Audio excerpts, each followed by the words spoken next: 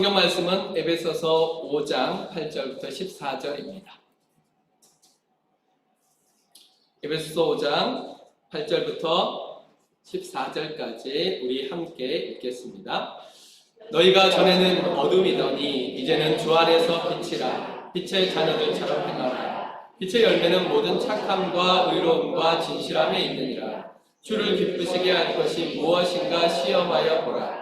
너희는 열매 없는 어둠의 일에 참여하지 말고 도리어 책망하라. 그들이 은밀히 행하는 것들은 말하기도 부끄러운 것들이라. 그러나 책망을 받는 모든 것은 빛으로 말미암아 드러나나니 드러나는 것마다 빛이니라. 그러므로 이르시기를 잠자는 자여 깨어서 일어나라. 그리스도께서 너에게 비추이시리라 하셨느니라. 아멘.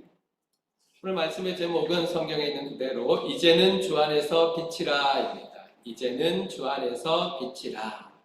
그리스도인에게는 과거와 현재가 분명합니다. 아주 명료하게 대비되지요. 오늘 본문에서 과거는 바로 전에는 이라고 했어요. 전에는. 현재는 이제는 이라고 표현했는데, 그러면 전에는 무엇이었느냐?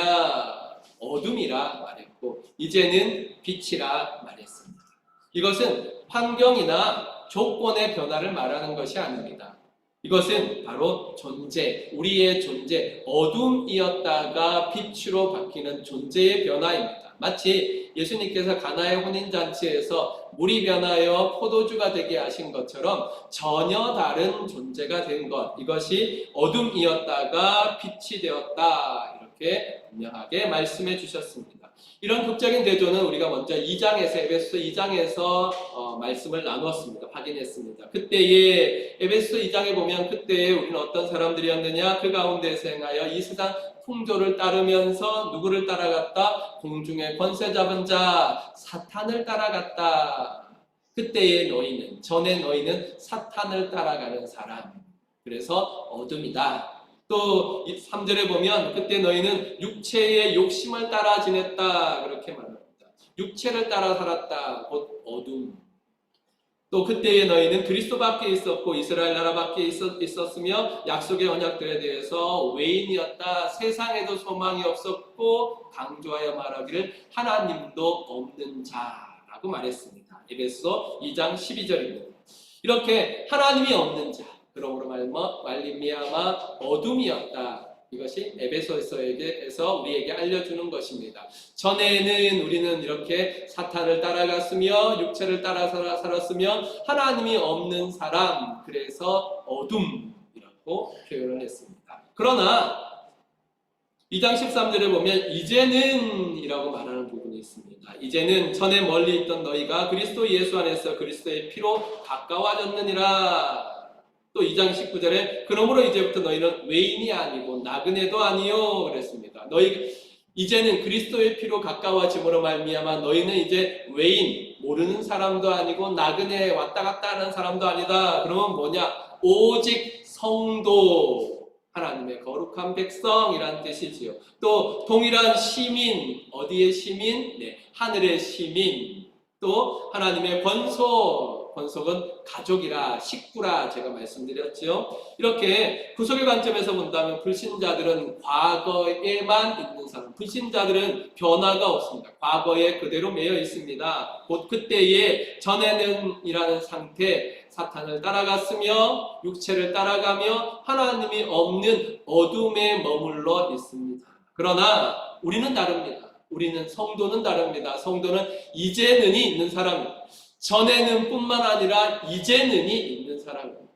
성경에서 정말로 강조하고 있는 부분이에요. 그래서 여러분, 전에는 이라는 말과 이제는 이라는 말 속에 담겨있는 하나님의 놀라운 역사, 하나님이 일하심을 기억하시기 바랍니다. 이제는 우리는 옮겨진 사람들입니다. 어디서? 어둠에서 빛으로 옮겨졌다. 사실은 옮겨졌다는 말이 굉장히 은혜로운 말이에요.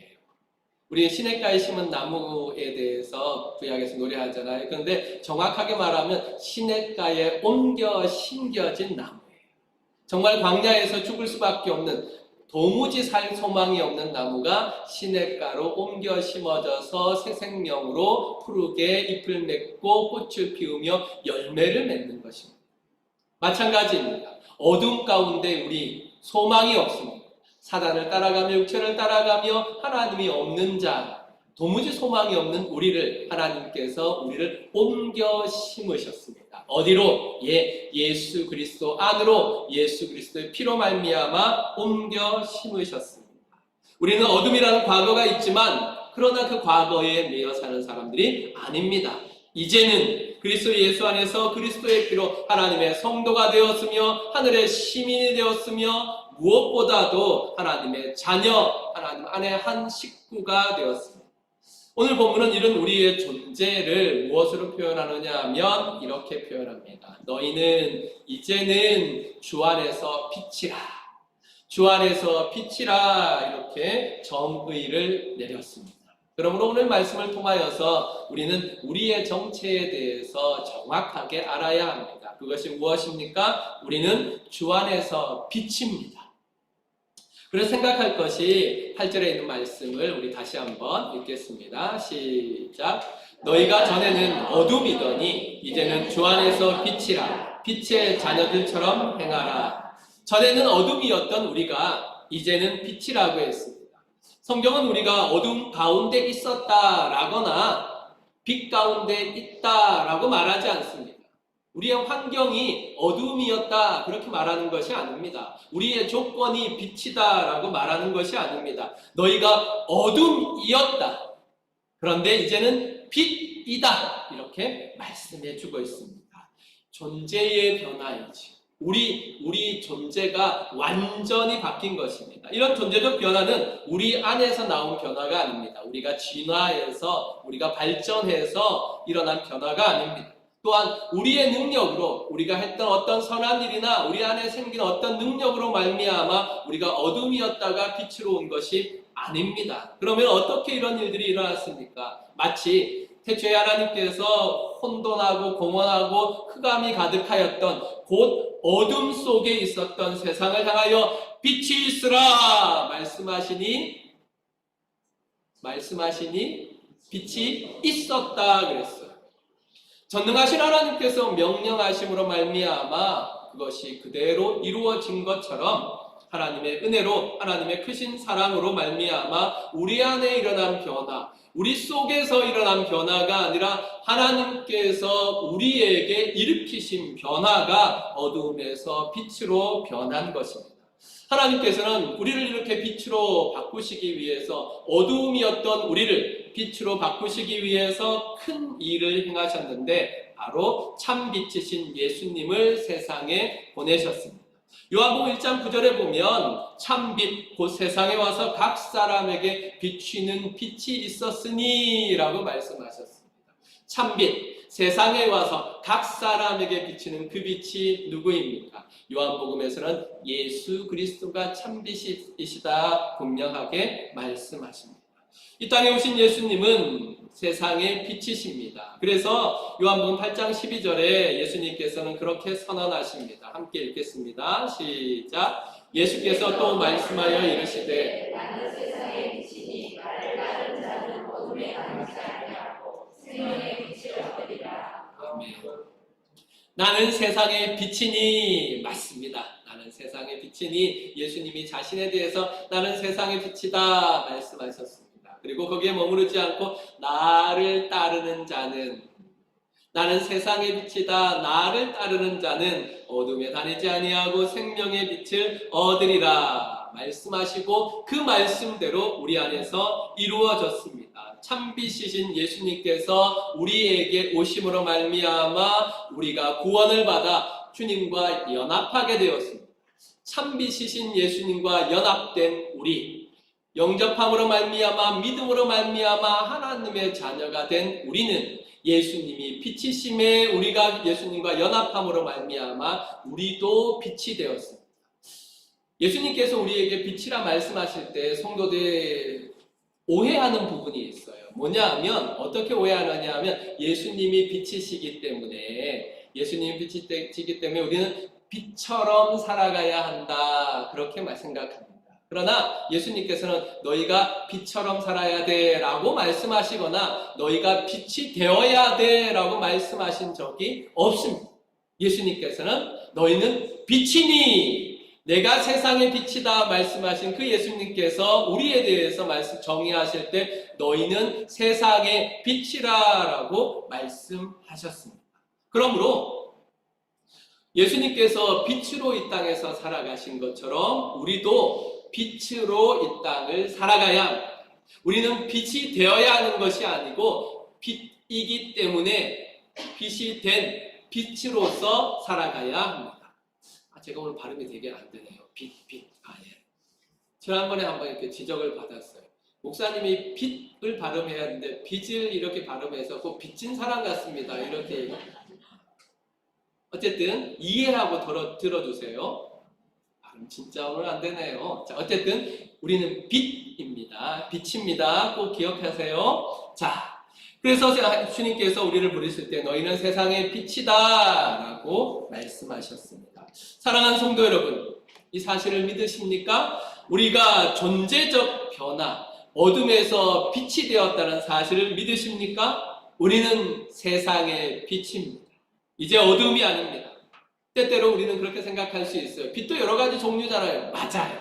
빛도 여러 가지 종류예요. 이렇게 밝게 빛나는 LED 빛일 수도 있고, 우리 생일날 이렇게 붙여놓는 그 촛불처럼 바람만 조금만 불어도 꺼질 것 같은 그런 까물까물하는 빛일 수도 있어요. 그러나 뭔 바뀌지 않습니까? 빛이라는 사실은 바뀌지 않습니다. 때때로 우리는 꺼져가는 듯이 까물까물거리는 촛불처럼 살아가는 그런 연약한 성도일 수 있습니다. 그러나 소망을 가지시기 바랍니다. 분명한 것은 우리는 절대로 어둠일 수 없습니다.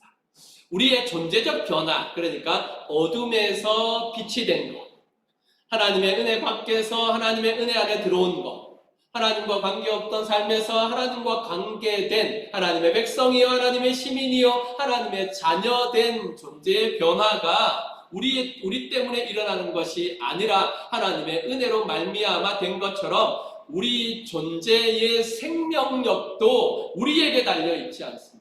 하나님의 은혜에 달려있습니다. 이사야 42장 3절은 뭐라고 말합니까? 상한 갈대를 꺾지 아니하시고 꺼져가는 등불을 끄지 아니하고 라고 말씀하셨습니다. 그러므로 혹 우리 연약하여서 꺼져가는 등불 같을지라도 하나님께서 절대로 그 등불을 끄지 아니하시고 하나님의 권능의 손으로 오른손으로 꽉 붙잡고 계시다는 사실을 믿으시길 바랍니다. 하나님께서 여러분을 붙잡고 계세요. 연약한 사람 손 들어보세요. 나 연약해요. 손든 사람 빼고 나 교만하죠. 자, 어쨌든 나 연약해요 하는 분들은 정말로 고백하세요. 하나님이 나를 붙잡고 계심을 믿습니다. 꺼져가는 등불도 끄지 아니하시는 우리 아버지 하나님을 믿습니다. 이 사실을 믿으시길 바랍니다. 사단은 우리를 공격합니다. 어떻게 공격합니까? 너도 과거가 있지 않느냐? 너도 별반 다르지 않지 않았느냐? 너도 옛날에 어둠이었어. 사단은 우리를 공격합니다. 또 아직 어둠의 일들이 내 안에서 일어나고 있잖아. 그렇게 공격합니다. 또 그러고도 내가 그리스도인이냐라고 사단이 공격합니다. 그럴 때 우리는 뭐라고 대답해야 됩니까? 예, 그래서 제가 고린도후서 5장 17절을 찾아왔어요. 사단아 물러가라! 그런즉 누구든지 그리스도 안에 있으면 새로운 피조물이라. 이전 것은 지나갔으니 어둠은 지나갔으니 보라 새 것이 되었도다. 빛이 되었도다. 주 안에서 빛이 되었도다. 그러므로 혹이라도 사단이 여러분을 미혹하여서 유혹하여서 너 옛날에 어둠이었어 라고 공격할 때마다 여러분 기억하십시오. 예수 그리스도께서 우리를 어둠에서 빛으로 옮겨 새로운 피조물이 되게 하셨습니다. 이 새로운 피조물이 된 우리는 다시 태어난 것입니다. 완전히 새로 태어난 것이 거듭난 것입니다. 어디 우리가 고장이 나서 하나님께서 몇 군데 고쳐서 요거 쓸만하다 하고 이렇게 내어놓으신 것이 아니라 하나님께서 우리를 새로 태어나게 하셨고 새로운 피조물이 되게 하셨습니다. 우리는 새로운 창조물입니다. 확실하게 믿으시기 바랍니다. 우리는 주 안에서 새로운 피조물이요, 새로운 창조물이요, 주 안에서 빛입니다. 이 사실을 믿으시길 바랍니다. 이것이 오늘 우리에게 주시는 하나님의, 우리에게 알려주시는 정체입니다. 함께 고백해 봅시다. 나는 주 안에서 빛이다. 나는 주 안에서 빛이다. 나는 주 안에서 빛이다. 나는 주 안에서 빛이다. 믿으시기를 주님의 이름으로 축원합니다. 두 번째, 열매 없는 어둠을 버려야 합니다. 그렇습니다. 우리 11절, 12절 읽겠습니다. 시작. 너희는 열매 없는 어둠의 일을 참여하지 말고 도리어 책망하라. 그들이 은밀히 행하는 것들은 말하기도 부끄러운 것들이니라. 아멘. 우리 지난주에 말씀을 나눴습니다. 그들이 은밀히 행하는 것, 은밀히 행한다고 하니까 딱 맞지요. 어둠 속에서 행하는 것.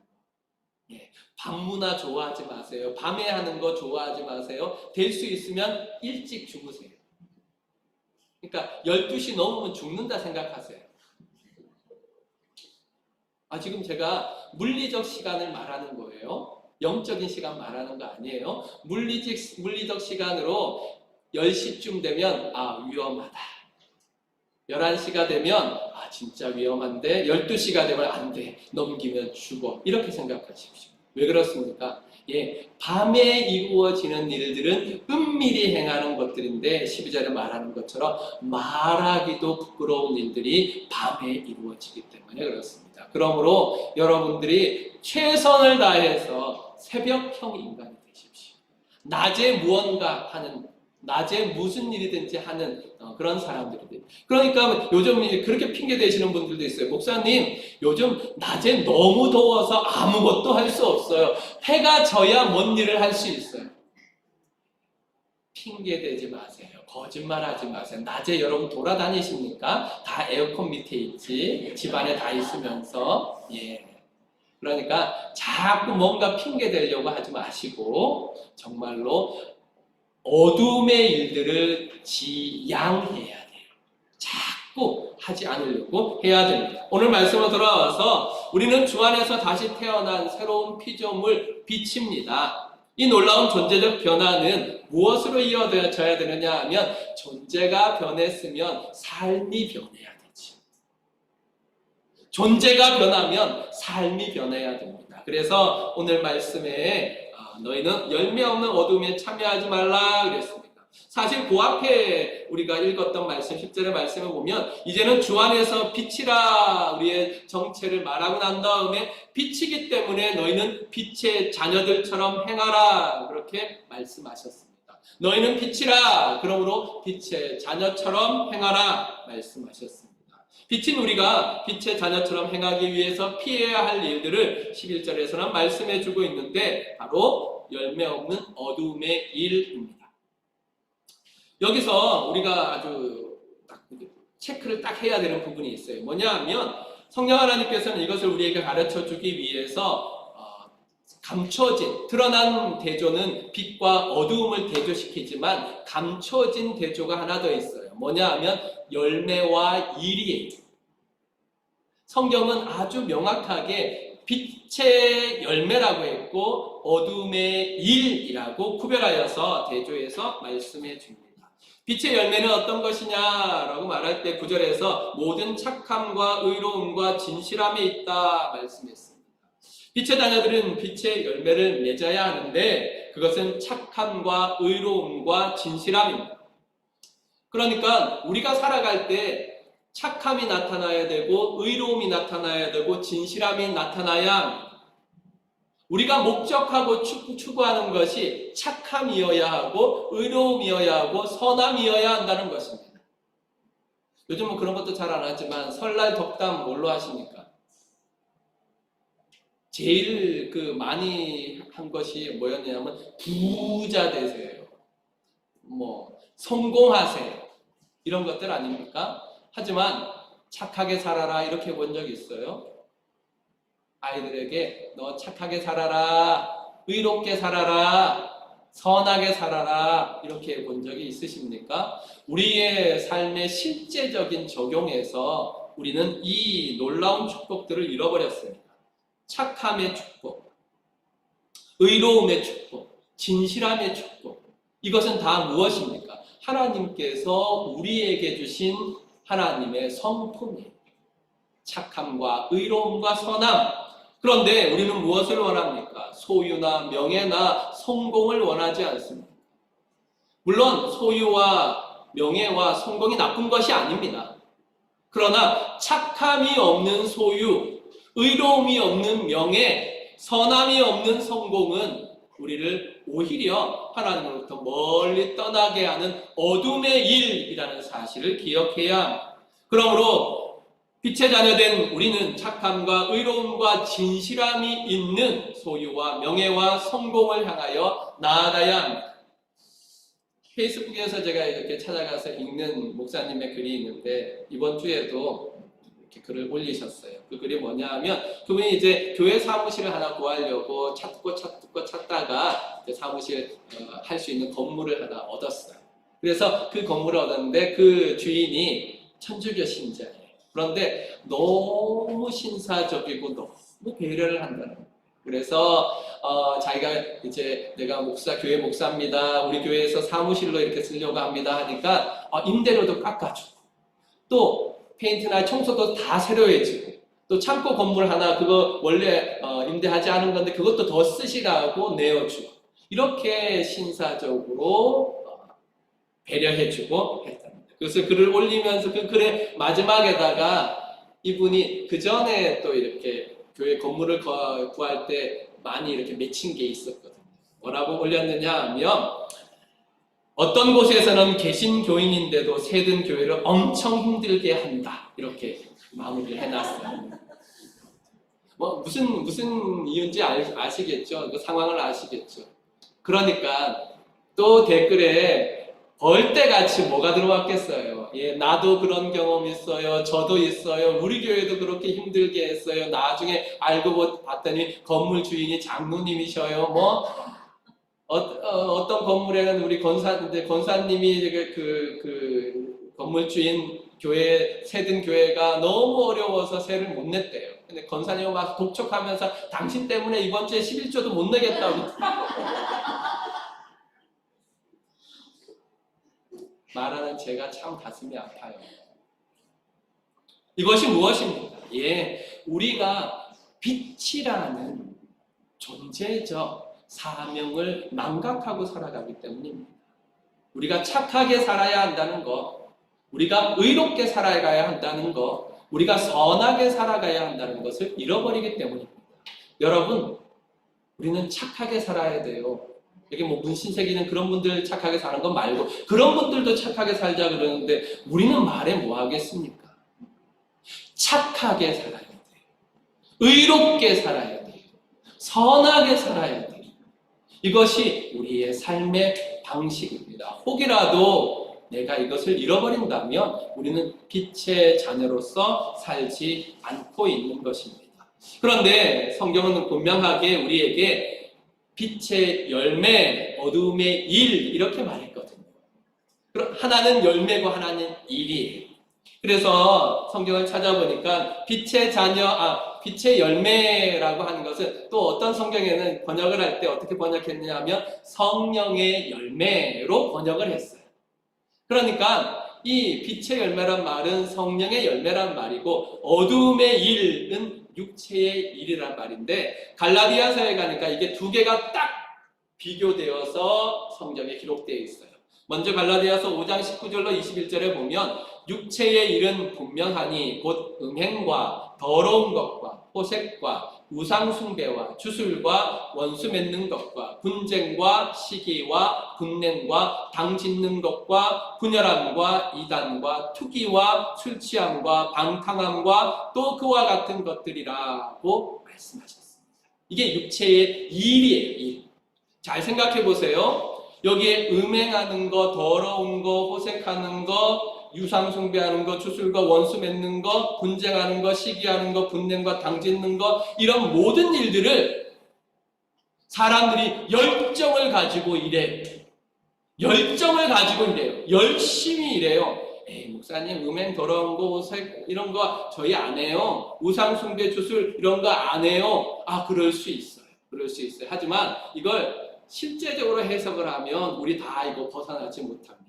근데 뭐 그건 뭐 100% 양보하더라도 돌아와서 원수 맺는 거 하십니까? 안 하십니까?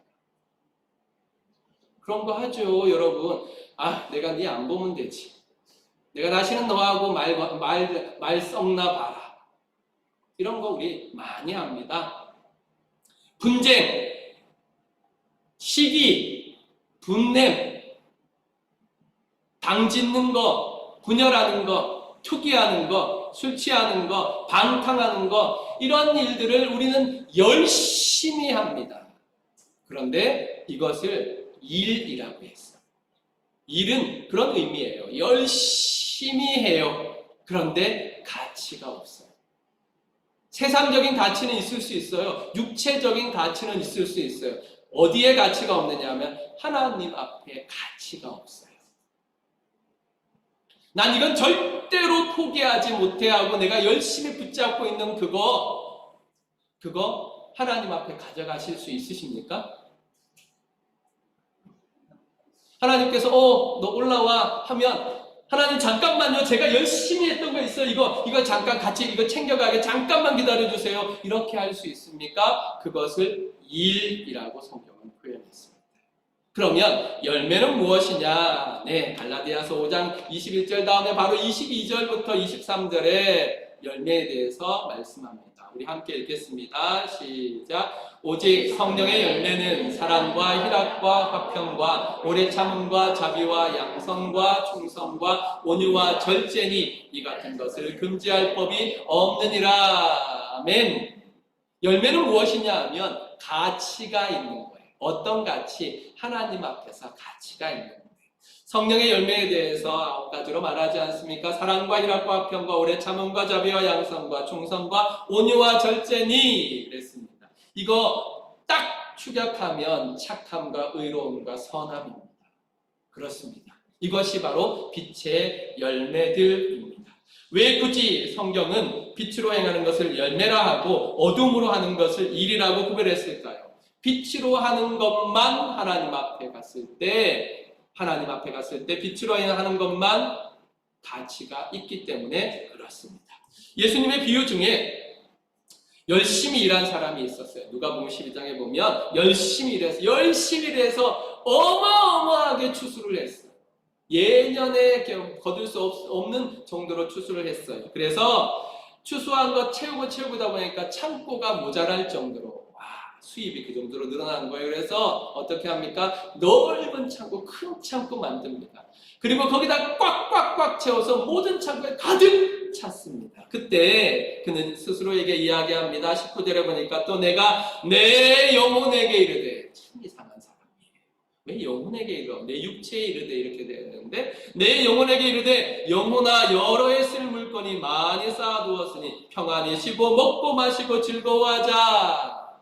나 이제 꽉꽉꽉꽉꽉 차고 채워서 걱정 없다. 노후든 뭐든 아무 걱정 없다. 내 영혼아 이제 즐겁게 살자. 이렇게 말했다. 그랬습니다. 그러자 그때 하나님이 말씀하시는데 20절에 하나님이 이르시되 어리석은 자여 오늘 밤에 내 영혼을 도로 찾으리니 그러면 내 준비한 것이 누구의 것이 되겠느냐. 하나님께서 말씀하셨습니다.